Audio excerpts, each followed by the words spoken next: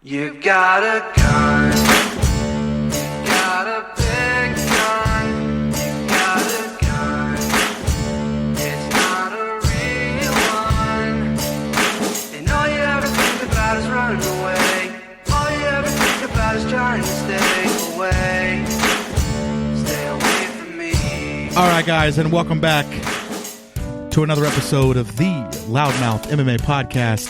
I'm your host, Kyle Steele. This week, we are starting a new segment. I've been itching to get back into something new since discontinuing Around the Cage. New. So this is, it's new old, though. Yeah. So I believe at this point, we're going to call this show, we're having technical difficulties with my microphone stands. I believe we're going to call this show UFC Rewind. I think that's what we're going to go with. That is subject to change. So if I just called it UFC Rewind right now and you see it under a different title, that's because I figured out something different, or I figured out that this UFC Rewind was already taken, because I feel like it is. Okay. So I'll do some research. But as of right now, that is the working title. Okay. Subject to change when this is uploaded. All right. So sitting with me is Matt Hitchcock. So Matt, obviously we've heard your voice now, so say hello. And I'll give you a more proper introduction. This is Matt Hitchcock. So Matt is actually one of the guys who started this podcast with me, but due to life, I had to kind of step away. So now I'm going to try to get him back in, and we're going to do a weekly show where we are going through UFC 1 and beyond. We're going to go UFC 1, UFC 2, UFC 3 for the foreseeable future. I don't know when we're going to stop.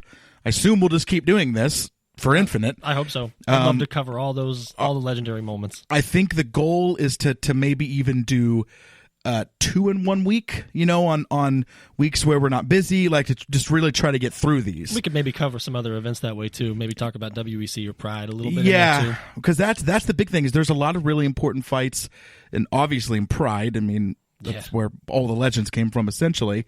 Then obviously WEC for modern UFC. How much did WEC shape it? Much. Champions that came over from there, and it's just like guys still around. Yeah, guys are still Top around who fought in WEC. Yeah. So, we have to figure out a balance. We have to figure out how to go about doing that. But for right now, and for the foreseeable future, we're going to do UFC 1 and beyond. Also, if you guys can't tell, I'm sick. I'm going to try really hard to...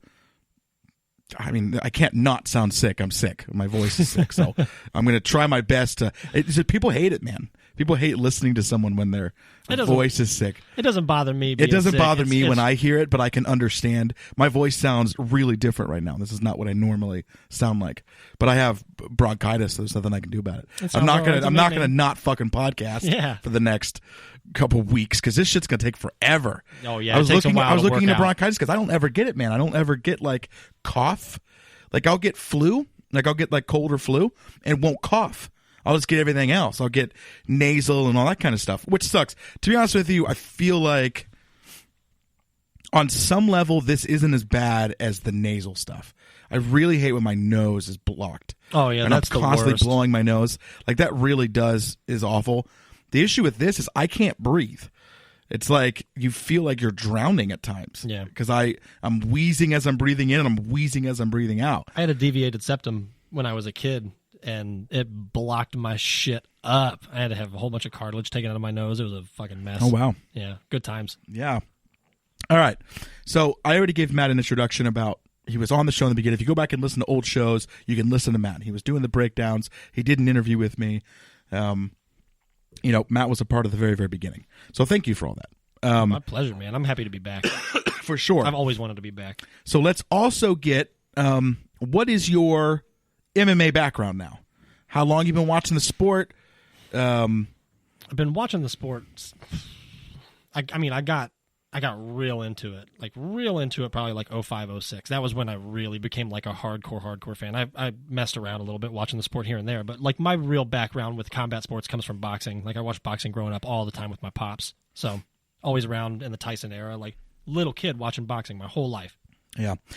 It's funny. I watched the Tyson Holyfield fight with my dad. I watched that live, with and my dad. And my dad was not a boxing fan. Really? No. Just one of those people that got drawn in by the allure. That's of, my guess. Yeah. I have no real memory. I'd never watched any other boxing big fight. Fucking event, man. I mean, we bought it at our house. I remember watching it at the house. So, and watching it live because there was so much confusion. Oh yeah, it was crazy. Nobody knew what was going on really, crazy and I remember that. And it's just funny because my dad is not a boxing fan, and my dad's not a fight fan. So it's incredible how these kind of sports. I was talking to a buddy of mine, and this is good. I think this is good talk before we talk about UFC 1, because it's interesting how much this stuff that was before or even right around that time influenced the direction the UFC would then take to where we are now. But I was talking to a buddy of mine who's not a big MMA fan, and when he was talking about the Floyd Mayweather fight, the Floyd McGregor fight, right? When he was talking about the Mayweather McGregor fight, he was talking about how it could have been, Drake and Bieber in there fighting. Like, it really didn't matter that it was a boxer and MMA guy. It meant nothing. It was just pure pop culture. Like, that is one of the biggest pop culture events that we've seen. Let's stop for a second and think about how many tickets that fight would have sold. Yeah. How many people are going to watch those two guys fight if they fight? I mean, if they fight in UFC or something, if they bring them over? It doesn't matter. It would be a shit show either way. But yeah. If you're telling me there's the potential to watch Bieber get beat up on TV, I'm going to tune in. Yeah, right? So by Drake, nonetheless. No, but it really was. It was a pop culture event. It crossed sports lines, and people bought that fight and were interested in that fight who didn't people give a shit give about a fighting. Fuck about No. sports in general. And listen, at the end of the day, if you're trying to make money, that's what you need. So, it's interesting how this is where. So McGregor, right, being the MMA guy going over to boxing, this is where it started. This is UFC 1. Now there was some stuff before UFC. Yeah, Vale Tudo and. So I mean, do you know anything about that at all? A little bit. I mean, I remember watching like YouTube videos of Chuck Liddell fighting like Pele and getting head kicked and just eating it. Chuck's chin was iron back in the old days. He could take a fucking shot. It was unbelievable how good his chin was. Yeah. Like Rogan always talks about it on his podcast, like the time when he had somebody's head, like they had like this mesh netting on the bottom rope all the way to the mat in the ring. They fought in a ring, and Chuck had like some guy's head mashed up in there in the netting and was just punching it in the netting. God. Yeah. See, I haven't seen a lot of that old stuff. Really? Man. No. There was one where like Gary Goodridge, like fully attacked some dude's package, just full package with his foot, just like reached in with his foot, like got inside the cup and was grabbing his shit with his foot. Totally legal. Dude. Yeah, nasty shit. Well, and he would have a nasty fight. We'll get to that too. Because I mean, that's the kind of stuff we're going to talk about as we're moving along, try to match up with the years, whatever. But okay, so UFC 1, aptly named UFC 1, The Beginning. The Beginning. Okay. Before we get into the whole thing, I'm going to give you guys the dates, the attendance, the buy rate, any information that I have access to on the interwebs, I'm going to give to you. And then we're also going to go through what the fight card was, who won. Like, we're going to go through all that stuff. So before, each time we get to these events, you've recently watched UFC 1. I've recently watched UFC 1. Mm-hmm. So, broad scope, what are your thoughts? What are your thoughts on UFC 1? If you could sum it up into a couple sentences, what would it be? Madness. Complete madness. Mine would be shit show. Madness with a burp in the introduction. It was when I got finished watching it, and I obviously thought this 5 minutes in, but by the time everything got all done, I was sitting there going, how in the world did UFC 2 happen? How? Like, how did UFC 2 happen? Like, this should have been the end of it. Yeah. Somebody should have watched this and been like, this is not good. You know what I mean? Back to Brazil for this. This is not good. Like, what is happening? It's fascinating that it would then go on to become as successful as it was. Okay, let's give some of the stats. The date was November 12th, 1993. So the anniversary was not all that long ago. For those who are into actuary stuff, right now it is December of 2017. So yeah, not too far removed from the anniversary. The venue was the McNicholas Sports Arena in Denver, Colorado. Attendance 7,800. The buy rate, because it was a pay-per-view, of course, was 86,000. That's a little bit of an estimate, but it was 86,000. It's not really all that bad. Not all that bad. Not even by some of today's standards. Not all that bad, man. I mean, that's a fucking Bellator card. I mean, it'd be bad for like a pay-per-view nowadays, but like, I mean, we see those numbers on like Bellator cards, that's or what like I'm saying. UFC on Fox cards all the time. That is a Bellator card, 86,000. FS1 cards. I mean, yeah. Okay. So some of the more, so that, I mean, that's basically the stats. Your referees were actually the guys from Vale Tudo. Oh yeah, that's how you pronounce it, right? Yeah, Vale Tudo, I believe. Yeah. It's actually was judges from that, which they were at least smart about that. They brought in guys who they knew would at least be somewhat used to what's happening here. Yeah, somebody who's seen a couple fights in their day, at least some real fights. Where there was some cross styles and that kind of stuff. But the issue is, though, neither one of those referees really spoke English. So that became a little bit of an issue. Yeah. And you see that in the first fight where there's some kind of miscommunications and there's a pause when there wasn't supposed to be a pause. And oh, yeah, I just don't think people were ready for teeth to get kicked just out of a pure face. confusion. Well, that's how, and again, we're going to get to that, how the first fight begins. One of the reasons why I say that this was a shit show was because, first of all, within the first 3 seconds, here are your announcers for the evening, okay? A man named Bill Wallace. Legend. Who is I had seen UFC 1 before we started doing this. I have not seen like UFC 2 and 3, and I have not seen any of those. 1, because it's so iconic, I had seen it. However, I'd only seen the fights. I had not seen the intro shit and stuff that took place in between. I just listened to the fights. It's important to watch it as a fan would. Oh, watching it from beginning to end. Yeah. Not fights, not individual fights. From beginning to the end. All when they're stalling for time, when they're kicking it over to their in-ring and out, like all that shit I watched. I'd never seen it before. I did not know about the legendary burp. I had no idea. Did not know that. So when I'm watching this for the first time, oh my goodness, all of a sudden it pans to him and he starts talking. It's like right off and the rip. His first sentence of the first UFC event, Bill Wallace burps mid-sentence.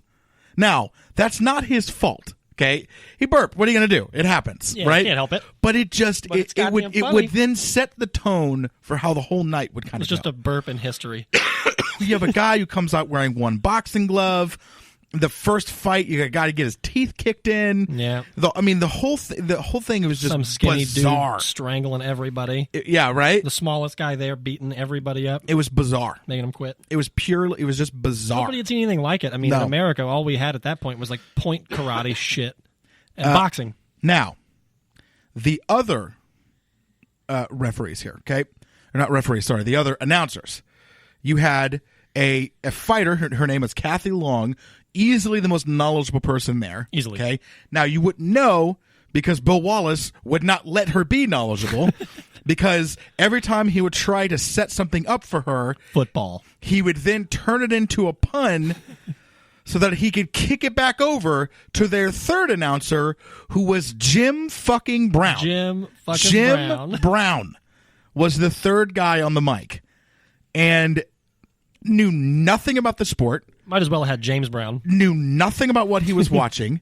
And because he was there, Bill Wallace was obsessed with making football puns. He was obsessed. He was living for it. He was a man on a mission to let everybody know. I've got to relate this sport to this guy. I've got to figure out a way to do it. All he had to do was just have normal conversations, but he couldn't do it. Yeah. He just couldn't do it. Every time he'd be like, now, you see that he's grabbing his ankle. Has anyone ever grabbed your ankle like that on the football field? And Jim Brown would be like, well, nope, no one's ever done that before. And if they would have done it, I'd have been hurt. I mean, it's just like, what? And so those aren't puns, but he did puns as well. Yeah. But he would at least, if he wasn't doing a pun, he was taking whatever was being talked about and funneling it back into football. Just pure shit. Now, at the time, this sport, UFC, right, MMA, really didn't exist. Non-existent in this country. Completely non-existent. I mean, completely non-existent in this country. They had some in Canada, but it barely was existent anywhere else. Indian reservations in Canada, and then in Brazil. Yep. So barely existed anywhere else. Certainly didn't exist here. Okay. Now, what was the biggest sport at the time? Someone could say baseball. Probably football. World sport, definitely soccer, but American. But sport, you know what I mean. American sports, probably football. Probably American football. My guess, that's why they're doing it. Somebody who was in charge of this whole thing said, we're going to get Jim Brown on, talk about football a lot, because those are the types of people who are going to watch this sport moving forward. That's interesting. So if we can relate to those people, they're going to keep watching our sport. So maybe it worked. Maybe. I don't know. Maybe it worked. Maybe Jorge and Gracie had no idea what football was at all, and right. just had nothing. But to I'm do with sure that. Art Davey did. Yeah, probably Art Davey. So the people who are considered to be kind of the founders of the UFC. He was the matchmaker early on, right? By the way, I don't mean to interrupt. Art Davey wasn't he the matchmaker early on? I actually don't think. Let me. It's a good question. Was co-created by Jorge Gracie and Art Davey. It doesn't say who was what, and I don't remember. I think he might have been the early days matchmaker, but I could be wrong. Yeah, I don't remember. When we get to UFC 2, because he was obviously a part of that as well, I'll get some more information on kind of who was doing what. Sure. Who was just a name, who was just whatever. But Gracie helped invent the UFC. Yeah. And I think part of that was to prove, because, okay, so let's talk about kind of why the UFC came about. And it's, if you watch UFC 1, they hammer this home. In its purest form, the invention of the UFC was just to prove that they had the superior martial art. And it was style versus style. And the reason why a Gracie was in charge of inventing the UFC, so to speak, coming up with it and getting it put on, was ultimately to prove what they believed, which is Brazilian Jiu-Jitsu will beat a boxer, will beat a sumo wrestler, will beat, you name it, Brazilian Jiu-Jitsu will beat it. It changed the face of combat sports for the entire world. Literally the entire world. Americans at that point had no idea what was really effective was just in boxing. a fight. It was, yeah. My guess is that everybody thought a boxer was going to win. Yeah. I mean, that's my guess. Everybody thought that a boxer would come in and be able to do it, because that's there what they were used to. Isn't there like some quote from Jimerson's coach or whatever going into that fight that he was worried that he was going to kill somebody? It was the guy, I don't remember which one it was, but it was somebody who was in charge of putting on UFC 1 when he was recruiting Jimerson. They actually paid him a lot more money than they paid other people, because they truly believed that he was going to dominate. LOL. They truly believed that not only was he going to dominate, but I believe the quote was that. It was like, he is going to kill someone. Yeah. I mean, pretty fascinating just how. But now.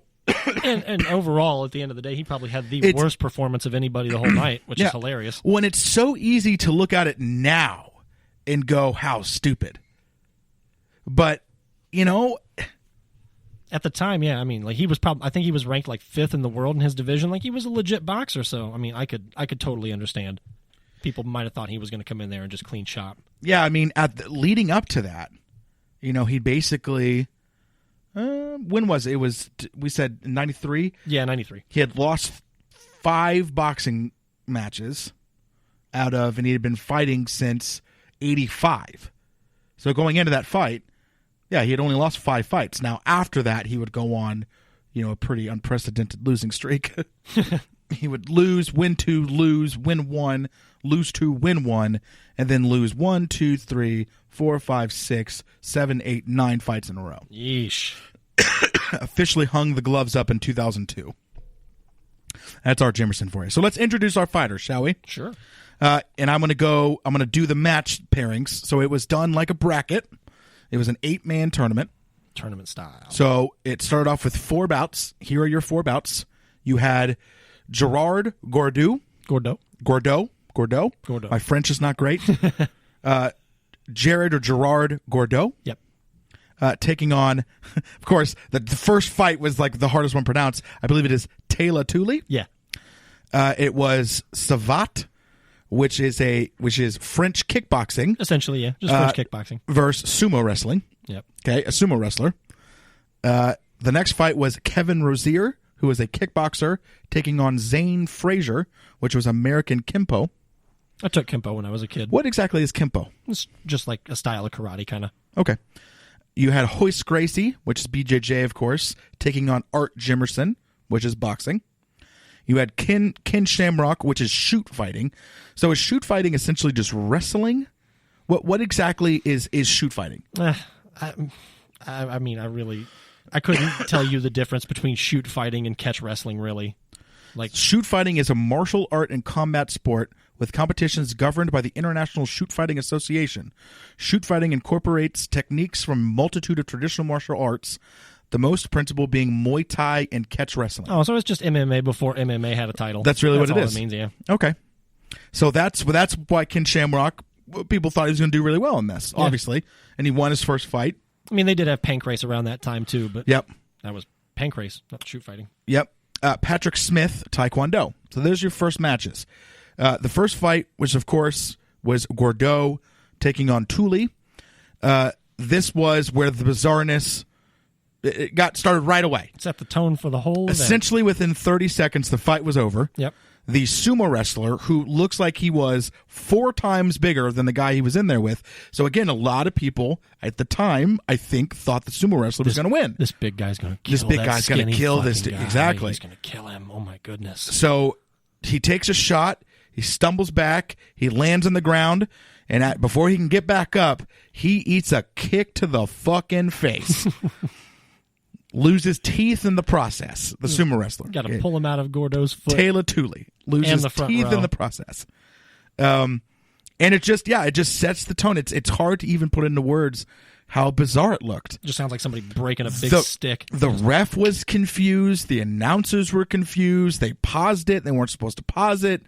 Did that just happen? Yeah, nobody knew what was going on. It was the first UFC fight in history. Did that guy just get his face kicked off? It just couldn't have gone any, you know what I mean? Like it would have been better if the first fight was Kevin Rozier, Zane Frazier with the second fight. Yeah. That fight would have... Where there was actually like a competitive fight happening. It was 2 people going back and forth for quite a bit, okay? In fact, it went into the second round, I believe. No, it's still like the first round because we didn't have rounds. Really? Yeah. I don't think they did. Yeah, I don't think there so was either. certainly no time limit. I don't remember if they had rounds because it never ended up mattering, I don't think. Yeah, they had a clock, but they didn't there was no rounds. I can't remember if there were 5-minute rounds and if they had actually taken a pause and gone into a second round. I really can't remember. I don't remember either. But anyway, it really doesn't matter. There were no judges. There was no time limit. Fight until someone finishes. Yep. I mean, that's really what it was. Okay, so Gordeau. My apologies. Gordeau. Jesus Christ. Gordeau moves on. Kevin Rozier, Zane Frazier fight we just talked about. It was pretty competitive, and Kevin Rozier kind of took a beating. Got really, really gassed. Yeah, it hurt him for the rest of it. And it hurt him in the next fight because that's the thing is that you got to fight. If you win, you got to beat 3 people. Oh, yeah. You know, in order to make it to the semis, I don't care who you are. You got to fight a second time. It's tough to win 3 fights in a night. Gordeau, who fought in the first fight, was in there for 30 seconds. He didn't do anything. He had some teeth in his foot, but other than that, he was fresh as a daisy. Didn't take any damage. Yeah. Nothing. I don't think he even took a punch. Yeah. It was nothing. Okay, Kevin Rozier, Zane Frazier. Kevin Rozier does wind up winning the fight. But like I said, he took a lot of damage in the process. Yep. And it was touch and go there for a minute. Okay, next fight was Hoist Gracie taking on Art Jimerson. Legendary moment. The bizarre thing about this fight, of course, is Art Jimerson comes out wearing 1 boxing glove.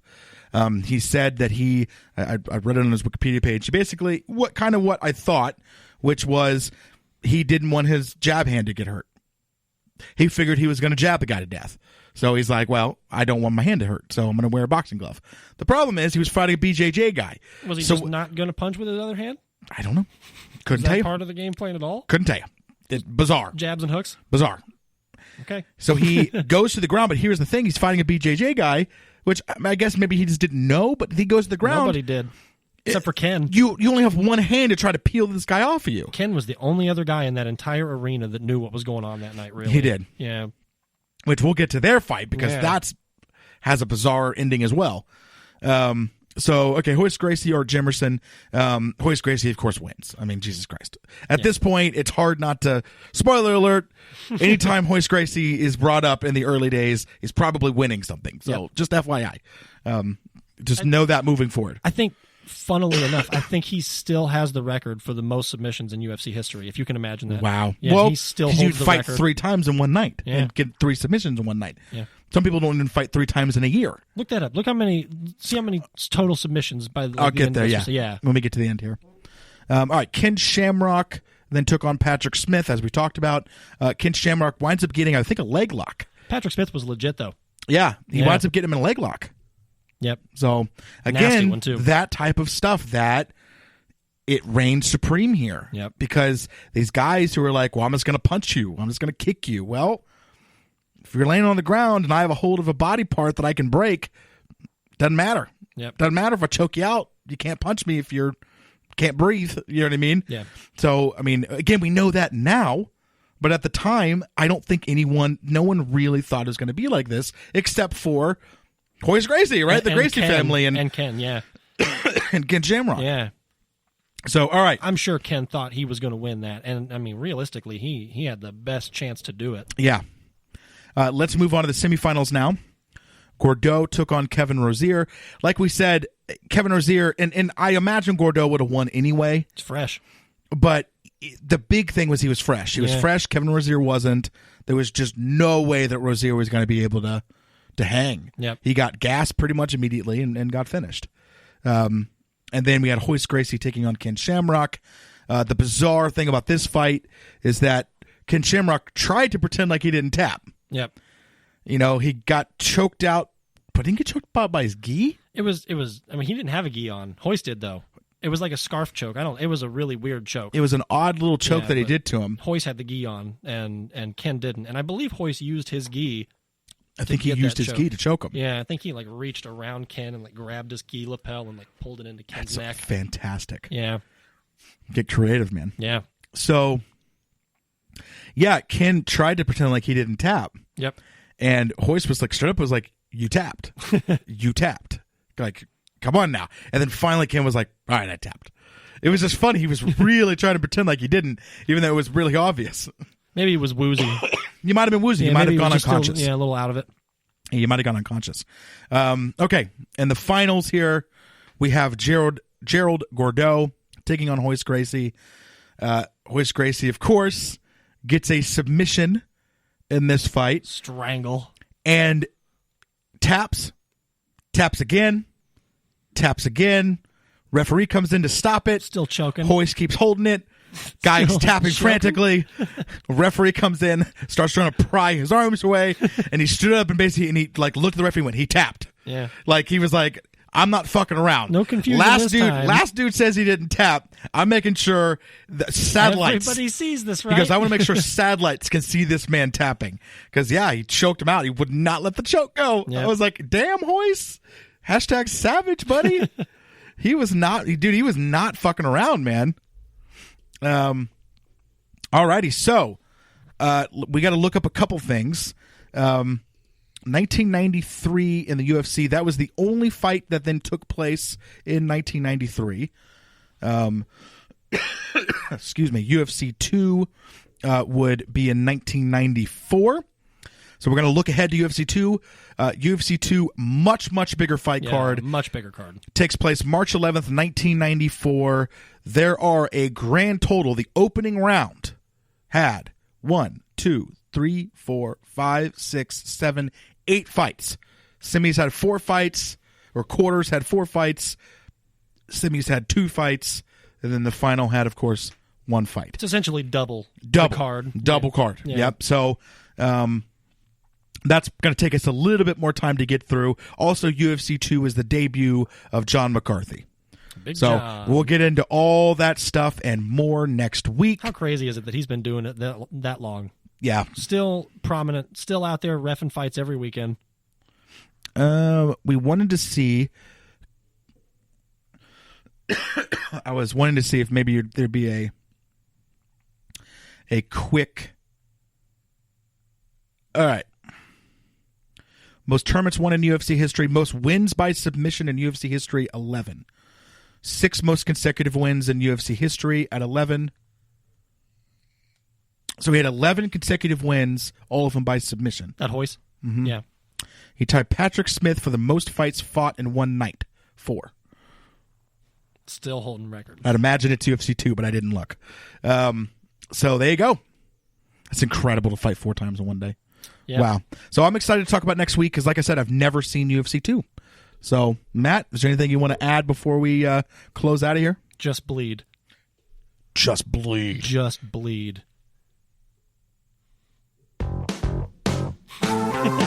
I wish there wasn't a delay.